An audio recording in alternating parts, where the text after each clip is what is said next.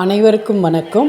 நோய் தீர்க்கும் ஸ்லோகம், அதாவது நோயை தீர்க்கக்கூடிய ஒரு எளிய பரிகாரமான ஒரு ஸ்லோகம் இருக்குது.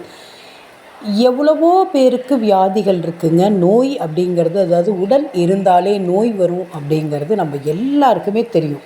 குழந்தையிலேருந்து பெரியவங்க வரைக்குமே ஒரு நோய் அப்படின்னு வந்துட்டால் நம்ம எவ்வளோ மருத்துவ செலவு, அதுக்காக நம்ம எவ்வளவோ செலவு பண்ணுறோம். இருந்தாலும் அந்த செலவு பண்ணாலும் மருந்து மாத்திரைகள் எடுத்துக்கிட்டாலும் நமக்கு மேலே ஒரு இறைவன் இருக்கான் அப்படிங்கிறத நம்ம நம்புகிறோம்.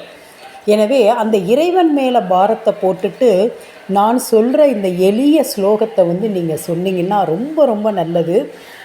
தினமும் காலையில் எழுந்தவுடன் எழுந்து உங்களுடைய பாயில் நீங்கள் பெட்டிலையோ பாயிலையோ நீங்கள் உட்காந்துக்கிட்டே இந்த ஸ்லோகத்தை 27 முறை சொன்னால் போதும். அதேபோல் நைட்டு நீங்கள் படுக்கும் முன்பு நீங்கள் படுக்கிற இடத்துல உட்காந்து, பெட்டாக இருந்தாலும் பாயாக இருந்தாலும் அந்த படுக்கிற இடத்துல உட்காந்து கிழக்கு முகமாக உட்காந்து 27 முறை இந்த ஸ்லோகத்தை, இந்த எளிய ஸ்லோகத்தை நீங்கள் சொல்லும்போது கண்டிப்பாக பாருங்கள், 48 நாளில் உங்களுக்கு நல்ல மாற்றம் தெரியும். 27 முறை சொன்னால் போதும். அதுக்கப்புறம் அந்த சொல்லும் போது உங்களுடைய குலதெய்வம் இல்லை உங்களுடைய இஷ்ட தெய்வத்தை நினச்சிக்குங்க. ரொம்ப ரொம்ப நல்லது. இந்த எளிய பரிகாரத்தை நீங்கள் செஞ்சு பாருங்கள். உங்களுக்கு மனசில் ஏதோ ஒன்று சொல்கிறாங்க அப்படின்னு நினைக்காம நீங்கள் சொல்லி பார்க்கும்போது அதோடைய பலன் ரொம்ப அதிகமாக இருக்கும். நீங்கள் ட்ரை பண்ணி பாருங்கள், சொல்லி பாருங்கள்.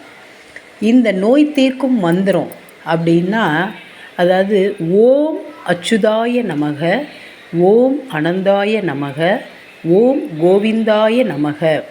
இந்த 3 வரிகள் தாங்க, ஒரு எளிய வரிகள்.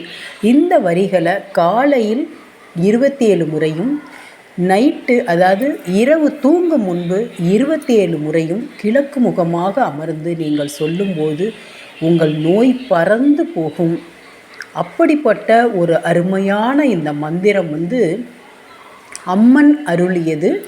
அந்த அம்மன் அருளிய இந்த மந்திரத்தை நாம் எந்த ஒரு பிரச்சனையாக இருந்தாலும் சொன்னாலும் இது தீரும்.